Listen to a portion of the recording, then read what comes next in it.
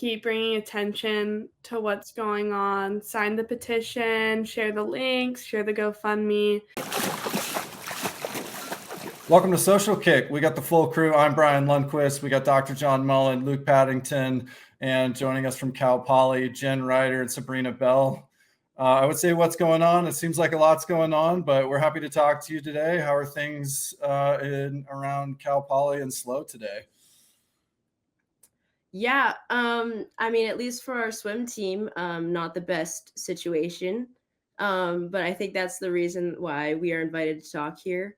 It's a little cloudy outside, which is kind of rare for Cal Poly SLO, but yeah, we, not the greatest situation that we are calling you guys from. But we are so stoked and so happy to just be able to talk to you guys and just have a conversation with you. Well, the pleasure is ours. And so for anybody listening who doesn't know, Social Kick started with where John, Luke, and I were all friends, swimming masters together around San Jose, California, which is only a few hours north of SLO. And if you've not been to San Luis Obispo, it's like a really cool town. You guys are only like 15, 20 minutes from the beach, if that, right? To Avila and Pismo Beach. And you can like drive and do the dunes and park on the beach. And it's like a pretty sick place to go to school. I actually used to work for people who were part of the cycling club at Cal Poly. And so, yeah, like I think it hits a little bit home to us personally because we know people that have been involved with the program, or at least athletics in and around Cal Poly before and have been in and around SLO a good number of times. So I guess maybe like we'll start from the beginning. Normally we ask audience questions on Instagram, and we did. And of course, all of the questions that we asked were related to, can I please come swim for Cal Poly from Lycee 06? Why is the program getting cut? Will their swimming ever come back from the Tyler Fogel? So we're going to hit on all of that. I think maybe first, either Jen or Sabrina, start us off with just like, where are we today as of, this conversation? Well, there's been a lot of chatter for sure about like the future of the program, what's going on. And there, like a lot of us are really hopeful that we can come back. We've been getting a lot of donations, a lot of signatures on our petition. So we have like a pretty good case for reinstatement. But as of right now, we are still like not a team anymore. Yeah. And to add on to that, we are in talks with a lot of people in the athletic department and the school, just trying to get answers, because when the whole, program cut went down, we felt that we didn't get much answers. So we're, trying to ask the right questions to the right people, trying to get the right answers. And the ultimate goal is to get our program to be reinstated as soon as possible. And what are some of those answers you're getting from administration and coaches, things like that? Well, so after like the meeting where we were told we were cut, we did not get a lot of hard, like strict answers. It was a lot of deferring of things, a lot of it wasn't in my control, so I can't speak on it. A lot of vague answers. So we're trying to, and then, we were only in the meeting. The head of the athletic department was the only one there who was breaking the news to us. So, I mean, he might have not had all the answers.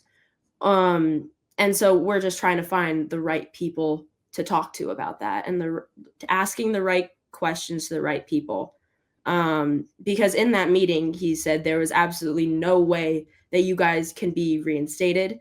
And, frankly, a lot of us just won't accept that. And we won't take no as an answer because we didn't have any hard answers, any hard facts. If we were given any like strict hard facts, then it would be a little bit easier to accept. But there was a lot of things in that meeting that were very vague. And so, yeah, like I said, we're just trying to get some real answers out of the right people.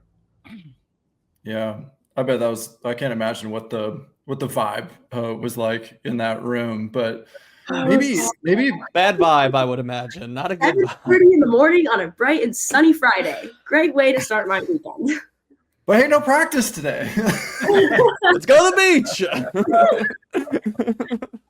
Come on, you gotta laugh a little bit. So maybe for anybody who hasn't followed this situation really closely, but is someone who's a former swimmer, which a lot of our audience are, of course, what can you just like go back some and walk us through like how you first came to know about this?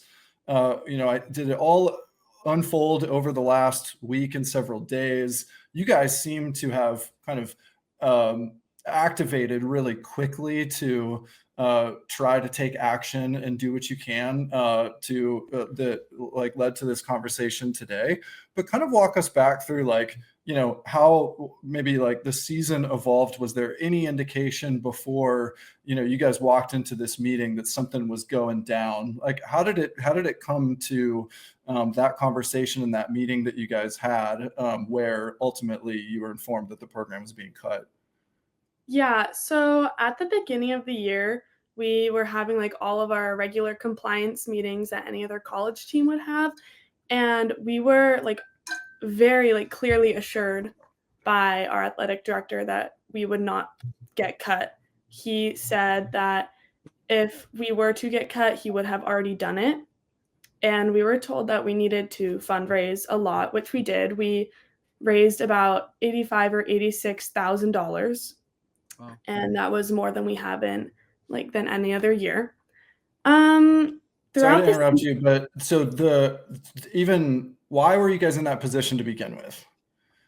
Why was that the conversation at the beginning of the year? What was going on with the program before that, so that you were starting off the season when they're talking about like, you guys are asking questions, are we going to be cut? And they're reassuring you.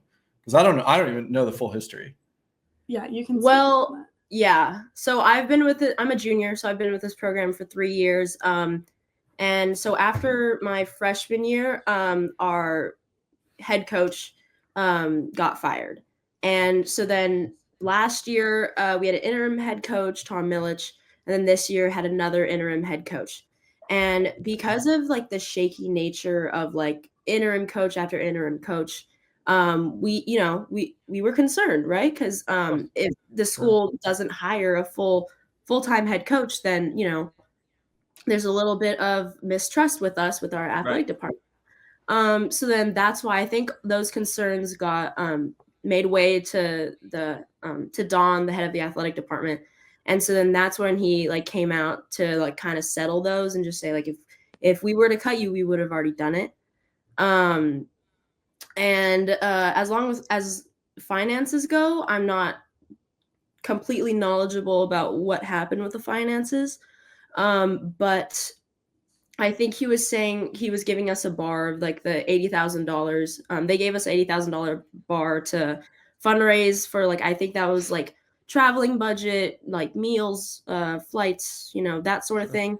And I believe that was because of the like house settlement or there's also like CSU budget cuts. I think that was like planning or like looking ahead at those things. So then they were like, we had to fundraise our own money, and we did. We exceeded their bar for us. So. And the 80 that you're talking about, that took place a year ago? That was at the beginning of the season. So like when in the fall. excuse me, when we were told that this statement of like when or if we were to cut you, we would have already done it, and like saying that we needed to raise $80,000 came around the same time, which is like the beginning of the season. Mm-hmm. Okay. And then at that point, Sabrina, you just arrived. What were some of the conversations that took place in the recruiting process? Did you have any idea that there was like shaky foundation when you were being recruited and then, showed up on campus and started getting gold and green outfits? Great question. Yeah, so I wasn't formally recruited. I was a walk-on onto the team, but none of us had any idea that like this was like the kind of situation going on, like not even the scholarship freshmen. So like those first few compliance meetings definitely came as a shock. and it made me a little nervous, like, for the upcoming season because, like, obviously no freshman wants to hear, oh, like, anything, like, about getting cut. Like, it's just, like, it was kind of scary. Yeah, you're like, I'm here to swim, not do car washes. What are we doing? Yeah. How did you guys raise the money, by the way? Yeah. So the $85,000 that we fundraised came from 2 nights. One of the nights was we had an alumni, or after our alumni meet, we had a dinner with all the alumni and just like talking with people, just like kind of just like, shaking somebody's hand. And we didn't even like really ask for money. We like hinted at it, but like it's just shaking somebody's hand. Hey, I'm on the Cal Poly swim and dive team. And then just like talking with someone that got a lot of donations. And then one of our coaches, Tracy Granger, just got inducted into the Hall of Fame. And there was a Hall of Fame dinner for her. And then a group of us swimmers went to that and then networked, talked to a few great people, and they decided to donate to us. So that's another reason, like the reason we acted so quickly was because all this news came out so fast. We had no heads up. We were blindsided. And so then one of the biggest questions in that meeting was, why were we not given a chance? Like, we doubled what has previously been fundraised for this program in 2 nights of networking and talking to people. Imagine what could have been done if we had 5, 10, 15, 20 nights of just talking to the right people. Yeah. No, I think that's remarkable. You raised so much in such a short period of time, and like you said, it'd be intriguing to see where those funds were utilized. I'm not sure if you guys have any answers about that 85,000 that you raised. Yeah, we have no clue. We assume it got given or like invested into the team somehow, but like Sure.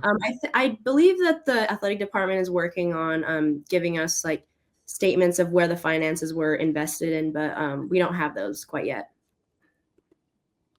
I just want to recap because it's so I started in Canada, so I'm McGill. Today is actually McGill's 24 hours of fundraising for university, and my swim team's trying to raise $30,000 today. And so today they're trying to do $30,000, and the reason they want to raise money is to get power towers, get some more financial awards, and some more training equipment. And that's why we sold pizza football games. That's why we raised money. We raised money to get extra gear to go to a training camp in the Bahamas. We didn't raise money to keep our team alive and to keep our scholarships. That's, to me, paradoxically weird. Like, but the department's budget wasn't enough to have the swim team, a year ago. I don't understand that. And even though you got what it said, it didn't matter at the end of the day. Am I summarizing that correctly? Isn't that kind of strange to you guys? Yeah, I would find it like extremely strange. Because we asked in that meeting, we said, can we please have a chance to fundraise if we knew that the situation was this urgent at the beginning of the year? Like, we can guarantee we would have raised so much more money. Right. And he said that we could not fundraise, like it wouldn't do anything for the team because historically we haven't had big enough numbers. But in the past, people didn't know how much money we actually needed to keep our team. So I read the letter that he wrote, and the athletic director wrote. No, is it? Yeah. Yeah. No, sorry. The letter from President Armstrong on March 7th. And in the letter, when in the paragraph talking about athletics and talking about you guys getting cut, there's a line saying at this time no other Cal Poly sports programs are at risk of being discontinued, right?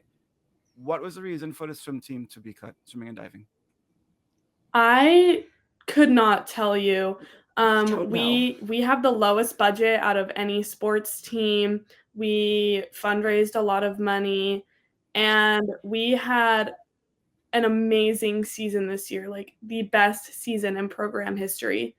So I have no reason. There's no reason. I mean, the reason was financial realities, but that doesn't say, well, that's why we're keeping wrestling, volleyball, baseball. But you guys, if it's a budget thing, it should come to budgets. That's logical. So I that's the question was asked. Has there been any more guidance since that statement about financial realities? There hasn't been. It's the only answers we've been given so far is that our program was cut because of finances, financial things. But then one of the questions we were asking is like, was this the last resort? Which personally, I don't believe it was, because it, like, at least you could have asked us to, like, hey, try to fundraise these stuff, try to fundraise a little bit more. Like, there could have been things asked of us, and they weren't. So I don't see. I don't think anyone really knows. Like, the only answer we've been given is finances, and that's one of the questions that we want to ask to the right people to ask, like, what were the, like, inner thought processes of this, and what went on behind the scenes, like, why this right now. Yeah. Well, unfortunately, having been a part of organizations that went through multiple reduction in forces, the fancy word for layoffs, a lot of times when that happens, like, the answers don't come. And so that's always super frustrating when, your friends go, or you get told you have to fire people, or if you're one of the people who gets let go, or if your team gets cut and you have valid questions and nobody's got an answer. And the reality is, like, they probably do have an answer. They don't want to tell you. They're not willing to say it publicly. And so whether or not you're going to find out, I don't know. It is kind of encouraging, though, that, the last example that I can think of, which is ASU, they won a national title 10 years after they got cut. So, let's fast forward a decade. Oh, I hope so. That would be incredible. Yeah. What's been the response from other athletes on campus? There's been so much support for us, especially from the other non-revenue sports, because, like, obviously, like, they're scared they could be next. But, like, even just from regular students, like, we have been given so much support. Like, people are reposting the, like, sign our petition, donate to our GoFundMe. Like, it's been amazing just to see everybody come together and support for us. Yeah, I have friends on almost every single team. Let's see, track, wrestling, baseball, volleyball, beach volleyball, basketball. All of my friends from all those teams have, like, come up to me and, like, gave me a hug and just been, I'm really sorry for your situation.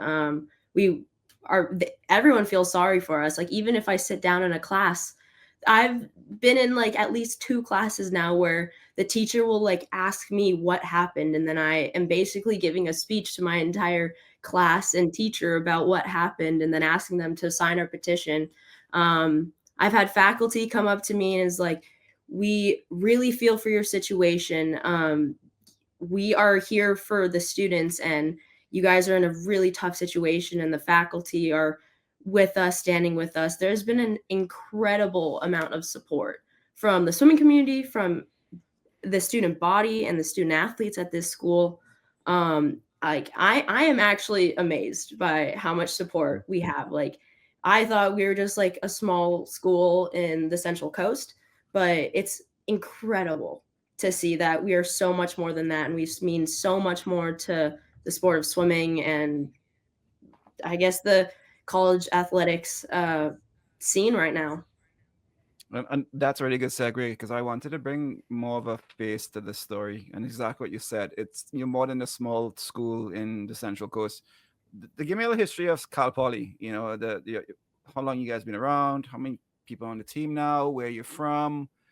Give some more stories, anecdotes about, so we can put some humanity behind this. It's not just a program. This is a storied, legendary career in the Mustangs. Talk about it. Oh, yeah. I don't know. I mean, there's a few. Spivey was I think she's a bronze medalist in the triathlon in the 2024 Olympics. I forget. Oh, no way. Taylor Spivey went to Cal Poly? He was an alumni from our swim team. She was on the swim No team. way. I follow triathlon and Yeah. have done a few myself. So that's crazy. I didn't know that. Man. Yeah, and she's been great about, like, reaching out, trying to help us in any way she can. As for, like, more recently, our biggest heavy hitters are like Drew Houston and Evan Yu. Drew will have a legacy here at this school. He was a walk-on as a freshman. He didn't swim much in high school. He played water polo. He's a 6'6" lengthy guy, and Phil was the coach at the time who recruited him and saw an incredible swimmer talent, saw all this talent in him, and Phil was right. This guy was, I think he was 38th and just missed the NCAA cutoff, and the 200 back, won the 200 back at conference. Did he win? I believe he won the 100 back too. He's just an incredible friend, athlete, leader. Evan Yu, we just picked him up from West Point this past year. He is also an incredible athlete. He, school record, so does Drew. So does a whole bunch of people on this team right now. There's just, like Mimi, Sabrina mentioned earlier, is that like this team was on a rise. We had incredible potential on the team, and we were recruiting incredible potential. And I remember the guys team telling me that after this past conference, the men's team placed third, that the first thing on their mind was next year they're going to win a conference title, and they would be the favorites going into next year. And now they don't even have that opportunity. Yeah, I was gonna say, so that's how many people on the roster? There's 15, 18?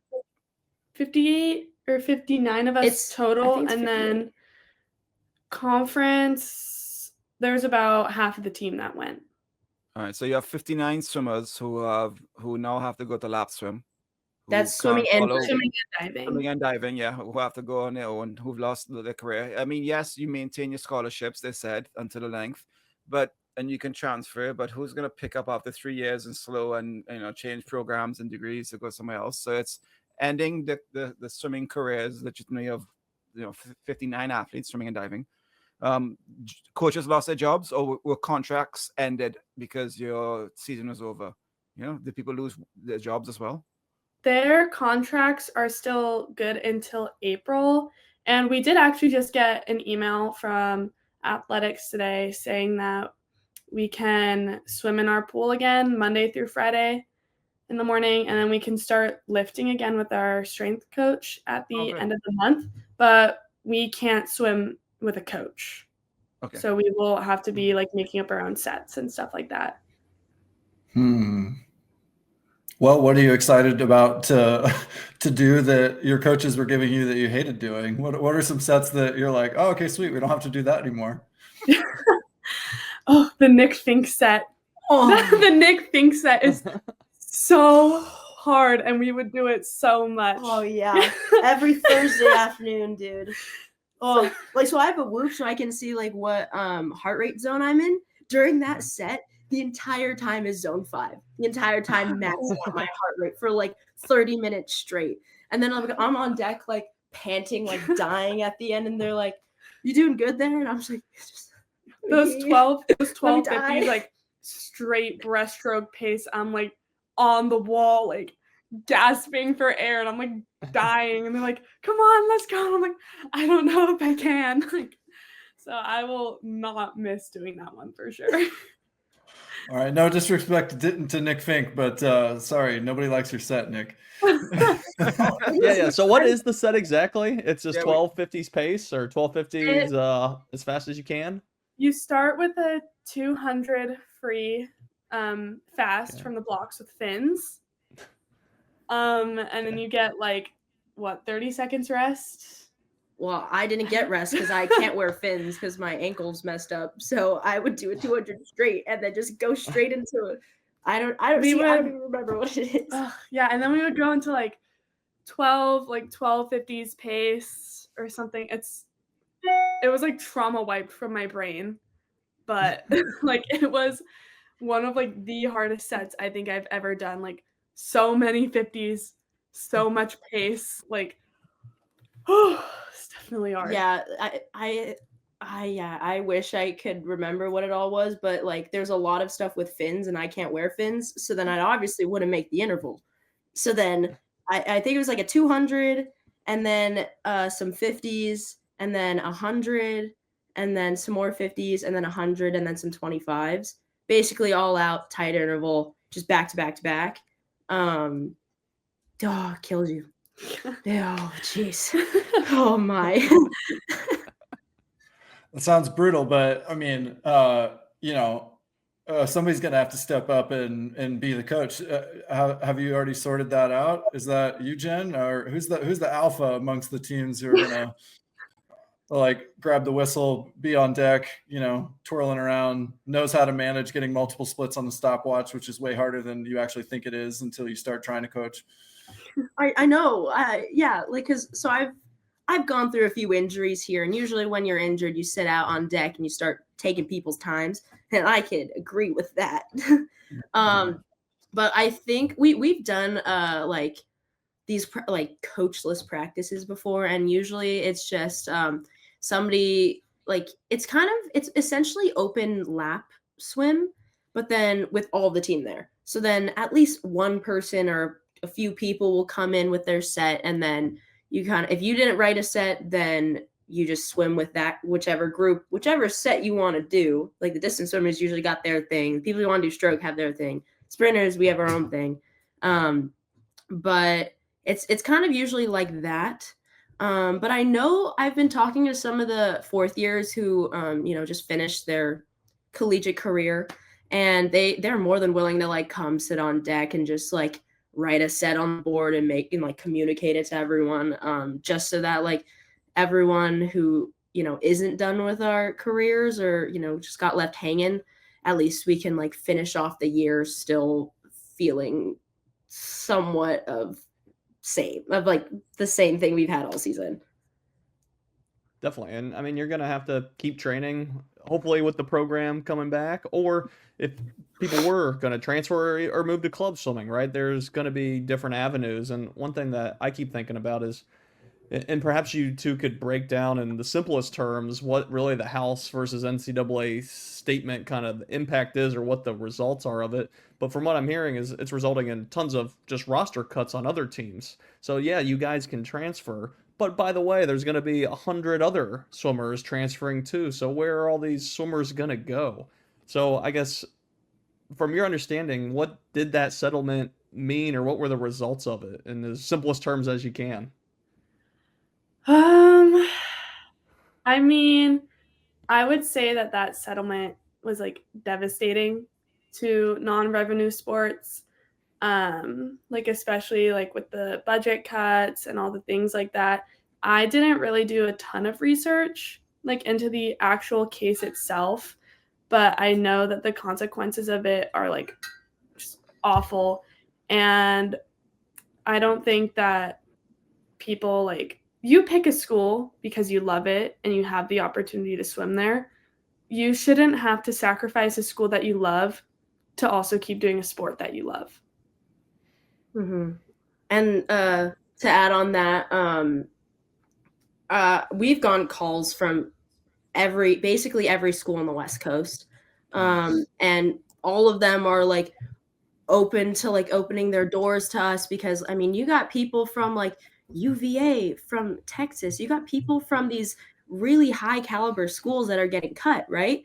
And like on the West Coast, a lot of these teams would love to have talent like that on their teams, but almost every team in our conference has like opened their doors. They're willing to talk and recruit anyone from Cal Poly that wants to transfer, which is so generous, especially with all of these like really talented swimmers that are going to get cut from other programs. Just all the other teams around us are just being so generous, and we can't thank them enough for that. I won't transfer. I know you're a freshman. You're probably thinking about it, but Yeah. I mean, it's going to be tough for like someone like me I'm here for the school. Yeah, I'm an engineer. Cal Poly engineering is one of the best engineering degrees you can get. So, I'm staying here, but it's really tough to know that like a lot of my teammates you guys are going to have to find your path elsewhere. Yeah. How does that work? Are they allowed to contact you? Are there any limits? Was it like a second the announcement was made that schools can reach out to you? Can you contact them? I have no idea. So since our team was cut, we were allowed to enter the transfer portal earlier than everybody else. Okay.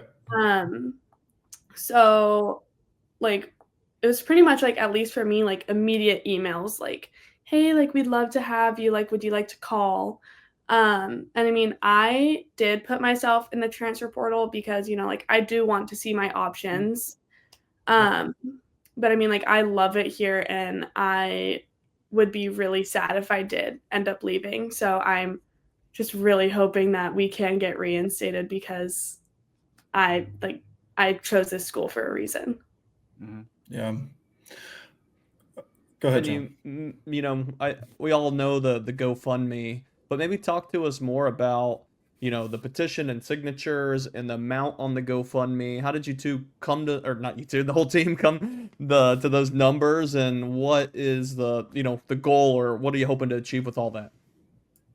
I think it's really to show the athletic department and President Armstrong that we do have a lot of support, not just in Cal Poly, but from the like entire swim community and their families. Like I am having people like in my Instagram DMs being like, I'm so sorry that this happened to your team. Like we will do like everything we can to support you guys. And it really just means so much to like see all these people coming together to help us. And I know like with the GoFundMe, a lot of that money like is to show like, hey, we can fundraise this money that you say we need to fundraise. And it's really just to show that we can be like a stable team and that we deserve to come back. Yeah. The money in the GoFundMe is kind of just to prove that we can fundraise, we can be a self-sustaining financially self-sustaining team.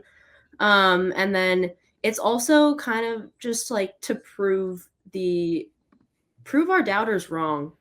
Honestly, they didn't believe that we were able to raise money, and this is kind of just us trying to prove them wrong.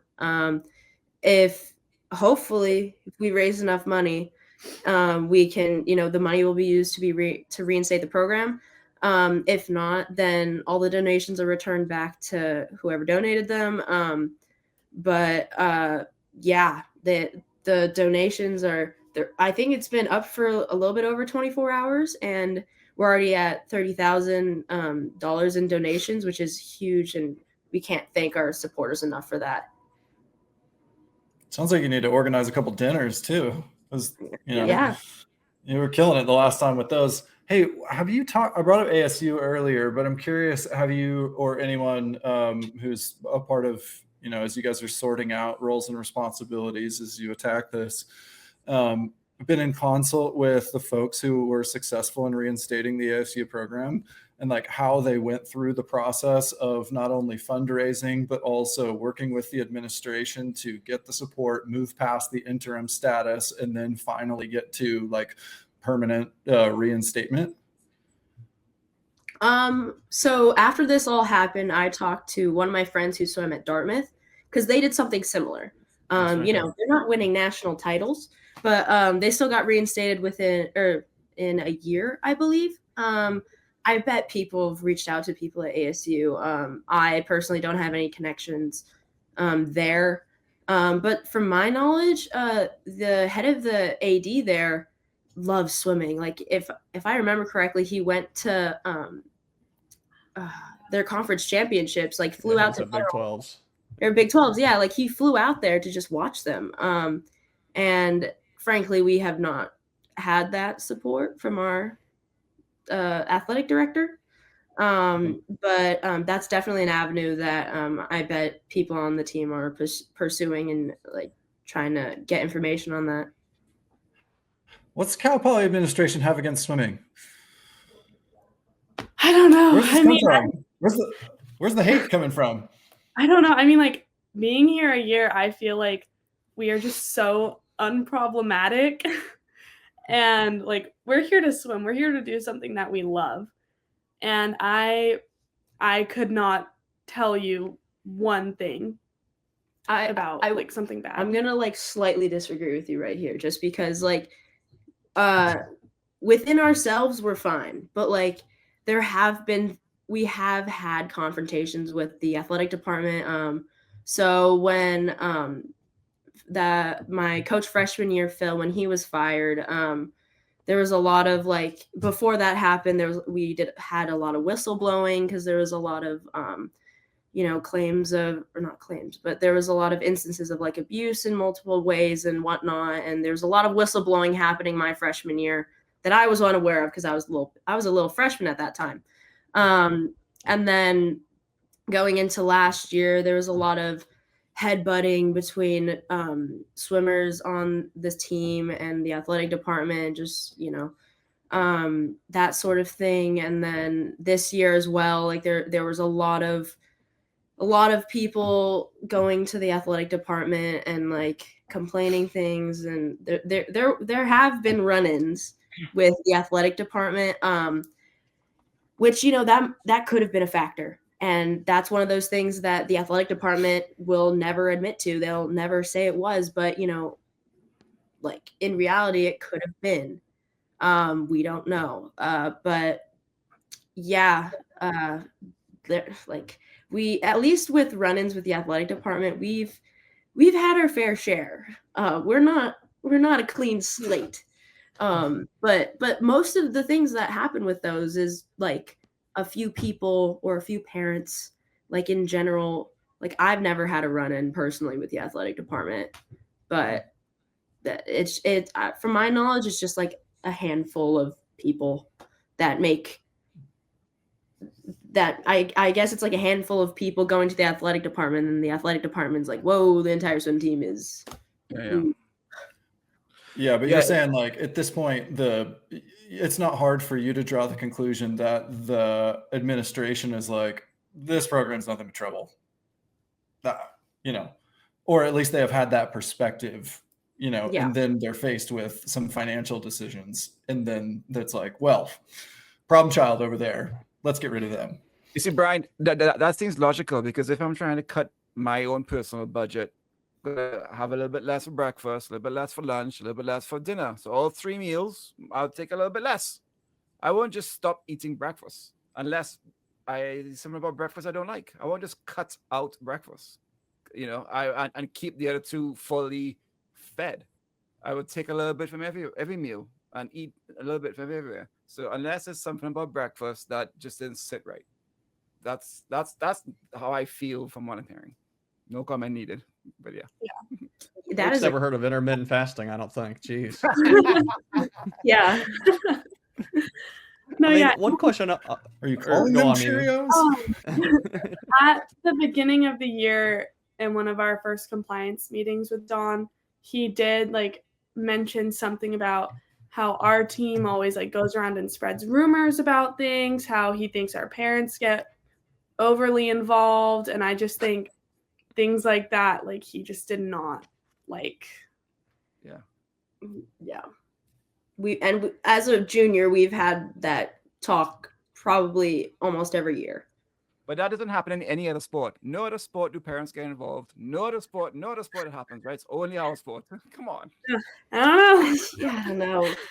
Like it's not like we tell them to do anything either. I think it's just that it's just the swim parents. Yeah. That doesn't sound like something a senior administrator should be introducing in front of a team. That just seems weird to me. Yeah, that was my very first impression of him. And I was like, oh shoot, like this guy like doesn't like me just because I chose to be a swimmer. Like, I don't know. It just seemed very I don't know, it's weird. But it sounds weird to me. Yeah. It does definitely sounds weird. And one thing I wanted to ask is, Jen, you said you're in engineering. Sabrina, you're a freshman. Now you're getting, calls from other schools trying to figure things out. I guess, Jen, you can go first. Like, what extra time commitment and stress has all this been bringing onto you? I can only imagine how much extra time and stress it's bringing on top of, a rigorous school schedule. Oh, yeah. Let's see. Finals week is next week. and like a lot of that moved into this week. So yeah, like let's just like Thursday night I'm not sleeping, Friday night I'm not really sleeping. There's like, and then with finals on top of all of this, like yesterday, like I burned the same amount of calories just from stressing than I do in a day of doubles. Like that's just like I didn't know that like a mental stress can cause that much physical response, but like I was like, how you're telling me if I just stress more I could burn more calories? Like maybe I could do this instead. Like yeah. The cat body Yeah, stress thing. there's definitely been like a new kind of stress. Like I'm also in the process of changing my major. So I was Fun. already really stressed, and then finals week is next week. I haven't started studying at all just because I have been so focused on this, and like my sleeping schedule has been totally messed up. Just like my entire life schedule has been Have you messed guys up. got any help? Any mental health coaches? Any people come to speak to you guys? Have you guys got any assistance to cope with this? We were given the option to try and set up an appointment with like a therapist. It's or like the sports, the student athletes counselor. So we have access to a sports psychologist, and we we could reach out to him, but his time is like really full. But then like there's like a student athlete designated counselor, which we could go and talk to. But also like right after that meeting, there was kind of a general consensus that the athletic department was like doing everything to like separate themselves from us. Like right after, like in that meeting, we were told we cannot use the pool, we cannot use the weight room. We can't go. We have something called the snack, which is like our nutrition center. So that's where we can get like smoothies, snacks between class. We can't go in there anymore. Yeah. And like what we felt like after that meeting is that we are not like associated with the athletic department, with like Cal Poly athletics. We're not associated with them anymore. So then like even like, I mean, some people might have reached out to her, but like even for me, I was like, I don't really feel comfortable like talking to like anyone with the associated with Cal Poly athletics, just because like I feel like we've been cut off and hung out to dry. Yeah, can't blame you for that. That's for sure. You know, Cal Poly is the most recent example of program being cut, but it's been going on for a while in swimming, right? I know Michigan State, obviously we talked about ASU, and times are always changing, so I think we always have to have a different game plan, but what advice would you give swim programs or swimmers in colleges to ensure their programs don't get cut? Fundraise. fundraise as much as you can. And I mean, honestly, like, just do what you love. Like, you love to swim. Just have fun, because fast swimming is fun swimming. And just do everything you can. Yeah. Yeah.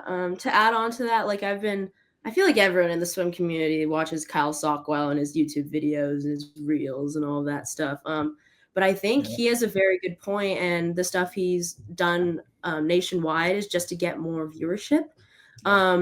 And I remember when I watched his first video or his first point about like making dual meets count. That like at the time I was like, there's why would anyone care about a dual meet? And then yeah, and then I think it was the U of A and ASU dual meet, and like I actually remember that one. Like everyone on my team was like watching their live screens, like glued to their phones. But you know, after like Kyle Sockwell brought that up, I was like, yeah, why can't we get other people to like invest in that? And I think that's what ASU has really been able to capitalize on, and why they're so successful now, just because like they get viewership and they get people to care. And like Cal Poly has the biggest soccer rivalry with Santa Barbara, and like that bleeds on to the entire student body. Like when the men beat Santa Barbara, they were so stoked. Like they were so happy. And like I don't see why like we couldn't garner the support that like the soccer game against Santa Barbara gets. Like, why couldn't we bring that to swimming? Like, even the baseball games, there's such an inflow of people when we play Santa Barbara. Why can't we get an inflow of people when we swim against Santa Barbara? And I guess advice for other programs is like, find a way to make swimming count, to make swimming matter, get people in the door, do like, I don't know, themed meets or something, or even honestly, even like a walk-up song before races. Like, that was my favorite thing in high school. And, you know, True. bring that back in one way or another. Just like get more viewership because like this, like we only got all this support and you know, support contacts. We only got this sort of media coverage because we care, and we're trying to like trying to get other people that care to like help us. But if, you know, to be proactive in that, get people that care to support before the program is even cut. Correct. Yeah, it's hard to do, but you know, the best way that you can do it is by what you were talking about earlier, like have fun, drive results. If you're getting results, like I'm sure the soccer team does, obviously beating Santa Barbara was big time in soccer, is a big deal. And so, you know, I walked around campus at Auburn with like the football team, and at the time that I was there, we like were well known on campus. You know, you saw an Auburn swimming and diving sweatshirt or hoodie, and they're like, you had respect because of the accolades of the program in that era. And you know, so that's like the number one way, but that's performance. That doesn't make 1,000 interesting to watch right at the beginning of a meet. Like, so we got to have some other formats and some other ways to engage the crowd, some other ways to, we've talked on the show a couple times about going to women's NCs a couple of years ago at Tennessee, and you could walk around like Knoxville and nobody knows. You can't see, there's no signage, nothing going on about the fact that like some of the best swimmers in the entire world, some of the best athletes in the world are literally right there in that building. You would know until an hour before, and you start to see people walking in, what's going on in there. Like, everybody should know about it. And sometimes that means, to your point, Sabrina, you as a student athlete, to some degree, you may need to own some of your own destiny on that front, which means taking control instead of taking a passive approach and saying, I'm here to swim or compete or do whatever sport. It means that I'm here to ensure that this opportunity continues. Because for those who don't know, it's a 1-year contract. It's not a 4-year contract. It's a 1-year contract. And so, you know, granted, you guys, I know that they said they'll honor the commitment throughout the rest of the career if you do stay. Besides that, you know, you need to take some ownership and make sure that people know about it, that you vouch for, you know, your teammates, and that you help grow the program kind of outside. And that may be seen as outside of the scope of what you're expected to do as a student athlete, because you got a lot of else things going on. But I think that's kind of the new norm, especially for a period of time now where, you know, programs are under threat. So I don't know. That's a long rant, but that's how I feel about it. No, I agree with you, B. And it's, you know, the swimmers and the coaches, and they also need to be given the opportunity to do this. I'm curious how much coaches and swimmers are allowed to have the opportunity to try to make more exciting avenues within the sport with dual meets and things. It's one to, you know, say, hey, swimmers, get people here. But still, if it's just the standard dual meet, I mentioned before, who wanted to go watch a dual meet when people are adding 5 seconds because they're so broken down, right? So there needs to be some more variety and variation with theme meets, like you said, or other avenues. And I think swimmers and coaches need to take it and hopefully be given the opportunity to try some of these things, because this is our sport that we do care about. It's, you know, ADs, yeah, I'm sure they care a little bit, but not as much as the swimming community obviously cares about swimming. Yeah. Yeah, for sure. You could sell your merch around campus. It's limited edition, you know? I know. I was thinking about it. I'm like, this is like vintage now. Like, Yeah. imagine. Could sell this for like $50. Yeah, like next year, like, you know, I could probably, yeah. Maybe you could. Maybe you could. Well, if you didn't run into licensing deals in contracts limiting you, I'd say go get some more printed up, sell them around campus, and Yeah. people. The thing is, people buy a sweatshirt, and either it's vintage and it's worth more, as they hold on to it because the program got cut and doesn't exist anymore, or they bring the program back because of their support and they can wear it as a trophy. Either way, win-win. Exactly. I like the way you think. Yeah. But for the early listeners of Social Kick, we used to have a voice at the beginning of our shows, and I think it'd be like, already on the top, let's go 50, whatever it was. It was a voice saying the show, and it was a voice of our very good friend Scott London, who swam at Cal Poly 20 years ago, and he played water polo, right? He also swam. I just looked up results. Oh, he did. Okay, sorry. Thank you. Yeah. So he was there. And, he's a good friend of ours. We train with him. We swim with him. And so, Cal Poly had, as we said at the beginning of the show, we live in California. It means something to us, personal home. But we know people on there. But it's more than that. We have to remind ourselves. It's you guys are the people who are trying to, relate. You're swimmers, and we all are swimming community. So what's your call to action? Like, how can people help beyond the GoFundMe? What else can we do? Raise awareness, share content. What do you guys need right now as of March 12th?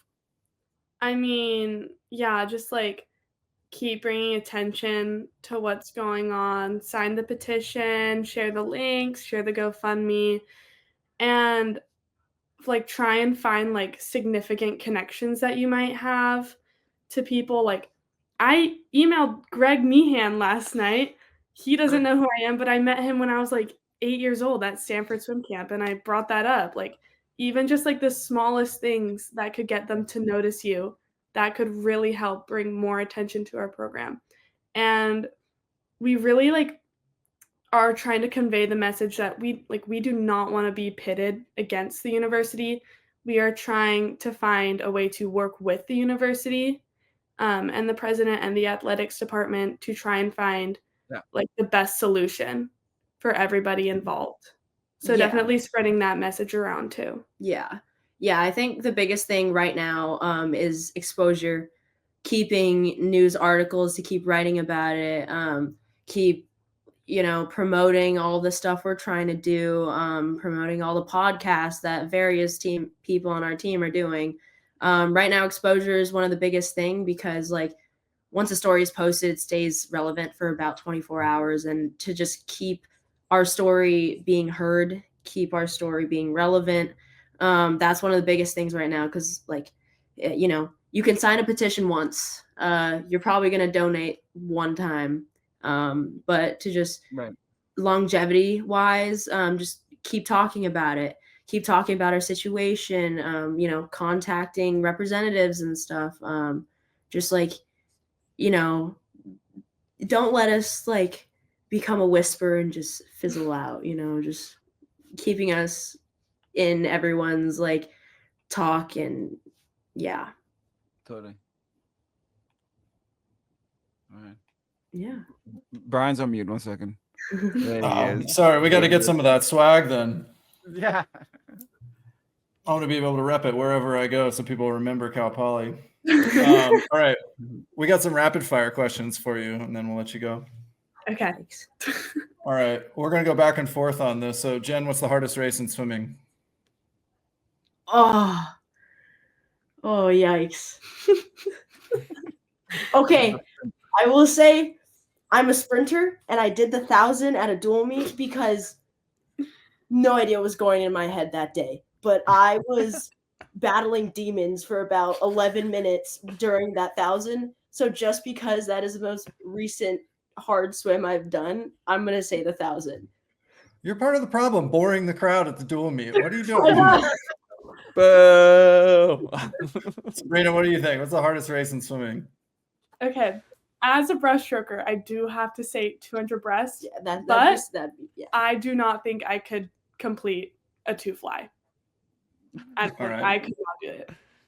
Fair enough. I have to say that I really enjoy watching somebody go backwards at the end of a 200 fly. So, if this ever happens, Hey, maybe in the spring. This cold turkey 200 fly for Sabrina is the first thing that I'll comes watch up that. at swimmer-led workouts. I'll record it and send it to you guys. I'll do it with her, with my busted. Oh, we are going to socialize this. Let's make this happen. No. Okay, fine. The program's future is riding on your ability to do this 200 fly. For every lap that you swim, that's another 10K. Oh, Yeah, there you go. is. Swimathon. Yeah. Now you're thinking the right way. Flyathon. If we want to get some attention, it's making the breaststroker do 200 butterflies on repeat until the program gets reinstated. All right, Sabrina, Olympic gold or world record? Let me think. You know what? I would say world record because that's going to go down in history versus an Olympic gold. You might not win it again in the next year. In what event? To fly. Come on. Hey, if you're going to get one, that two She's fly training is- a lot now. My favorite event is one breast. So. All right. Jen, what do you got? Well, for the same reasons, world record. Are you talking like that? Like I would want to win, or like that? Okay. Yeah, which one do you think is a bigger deal? The Olympics, winning the Olympics, or breaking a world record? Breaking a world record for sure, just because that can happen like at anywhere, at any pool. Olympic gold can only happen at the Olympics, but like let's say you go faster at trials, like then it doesn't feel as good. But if it's a world record, then it's also guaranteed a PR. So Yeah, that's right. That's better. That's right. Well, and then also if you break the record at the Olympics, wouldn't you also get the gold? Yep. Well, unless somebody else does too, but yeah, you would. Which would really suck if that happened, but it has happened. Yep. All right. If you could only keep 3 apps on your phone and all the rest have to go, which 3 apps are you keeping, Sabrina? TikTok.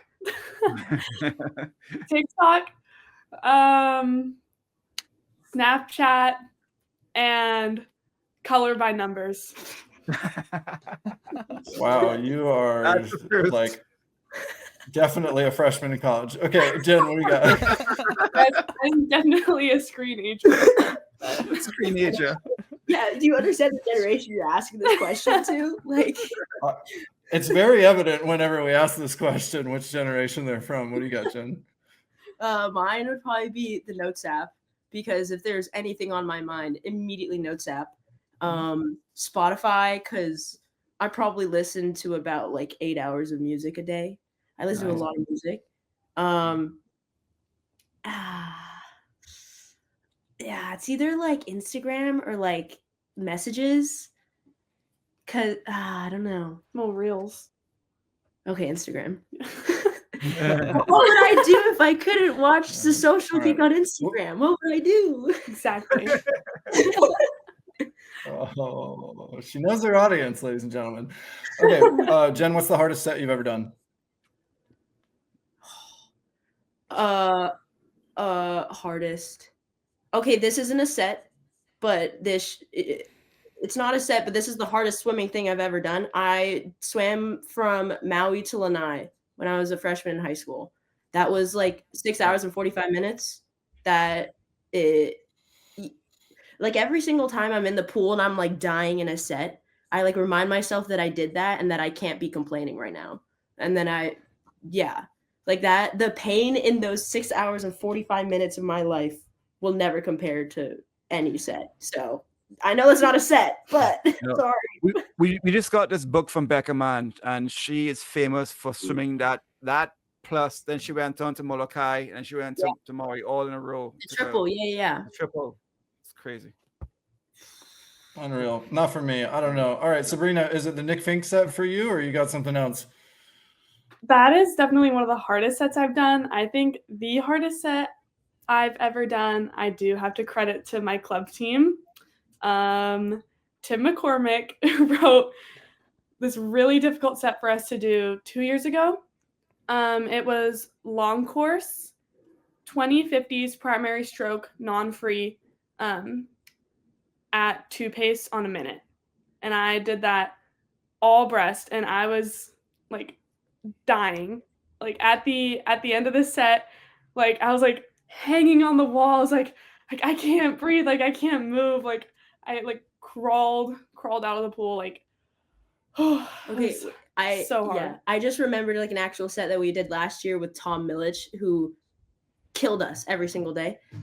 16 ones, 10 on 120, 10 on 115, or like, you know, is like whatever interval you can make. And then right after that, 16 50s, all out race pace on a minute. Oh yeah, we've had Done. some hard Tom sets when he came back. He came back for like about a week. When a group of boys was in Texas, and like there's this one set, I can't remember all of it, but I know I had to do 3 200 breaststroke. Like awful. With like that was a sliver of the Tom era. Tom was Tom is from like the old like swimming times where it was like more yardage the better you're gonna be. So old swimming times. Yeah, sorry, probably like I'm sorry, like old for me before my time. That's all I have to say. You're breaking all our hearts here. Come on. And I'm sorry. Hey, I would do that 200 breast if I could swim with a dolphin kick, but I don't do it if there's no dolphin kick involved. Sorry, you breaststrokers with your weird kicking. All right, what's the best race that you ever saw live in person? Far Westerns, like 2 or 3 years ago. There's a swim off, and they tied again. Nice. So they tied in prelims, and they tied in the swim off, and so then they had to do another one. And I was like, I've never seen that before. Like that was crazy to me. I don't think I've ever seen that happen ever again. Wait, two ties in consecutive swim offs, or they tied and then they swam off and they tied? Yeah, they tied in prelims and then they swam off and tied again, and then they had to do another swim off. But I don't think they tied in the second swim off. What event? Do you remember? I think it was like 50 free. Okay. Like that's more common. Well, we just posted something about that happening at ACC's. Was it? Well, the 500s. Really? I can't remember what meet it was. Two guys, they tied the 500. They swam off and they tied again in the 500 swim off. Yeah. One of them forfeited. They didn't do the second swim off. One forfeited. It's like C final or B final spot. I forget. Yeah. I don't know. What about you, Jen? Yeah, ACCs though. Yeah. So this one is going to be like a lot smaller and like more closer to heart. But when I was in middle school and I was at a state meet in Hawaii, and there was this one guy who was really good. His name was Alkai Lalakis. He ended up going and swimming at Cal for a few years. And it was right before the 50, and he was doing a 50 free. And at this point, no one in Hawaii had broken 20. And watched him break 20. He went like 19.96 or something. But still, like, just after that, just watching everyone in the state of Hawaii swimming, just standing ovation while he's in the pool celebrating. Just everyone is just screaming in support for this guy. You know, that I've just always thought about that moment, just like the energy and how cool it was just to like, cause you know, Hawaii's a pretty small state, and just like that race just meant a lot to me ever since I think I was like 7th grade or something. Yeah. What a cool moment, man. He had to feel like such a badass after that. That's so cool. Yeah. All right. In these swimmer-led workouts, how much social kick are we going to be doing? At least a 300 for warm-up and cool down, at least. I feel like if it's swimmer-led workout, it's like got to be a staple, right? I mean, if it doesn't make an appearance, I don't really know what we're doing here. I love social kicking. Oh yeah. Every single practice. Maybe we should start a podcast, Social Kick Part 2, and it's like us social kicking with the mic. I would be so down for that, actually. I think you should. I think there should be a daily update of a social kick, and then what's the latest with Cal Poly, and you should take over the Cal Poly swim Instagram since they don't need it anymore. Yeah, I'm serious. You should like take ownership of it. See what you need to do to get it. Hey, Jen, Sabrina, thank you so much for sharing this conversation with us. We wish you all the support to the Social Kick audience. We'll put all the links in the description so that you know where to go to help out. Tell your swim friends, share this podcast with somebody that you know loves swimming. And yeah, thank you to both of you. You're welcome back anytime. But yeah, we're here for you. Thanks for sharing some time with us. Yeah, thank you guys for having us. Yeah, thank you so much. It really means a lot. Rock on. That's it for this episode of Social Kick. We'll see you next time. See you guys. Hey everyone, thanks for hanging out with us. If you enjoyed this episode of Social Kick and you'd like to see more, subscribe to the channel. And we love talking swimming and we'd love to talk about swimming with you. So leave us a comment and we'll see you next time.